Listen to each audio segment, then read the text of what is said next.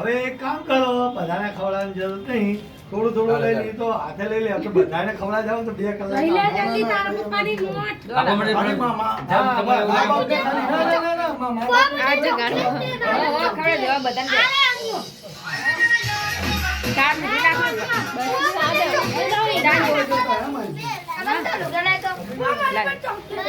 all બાવ આલા લઈ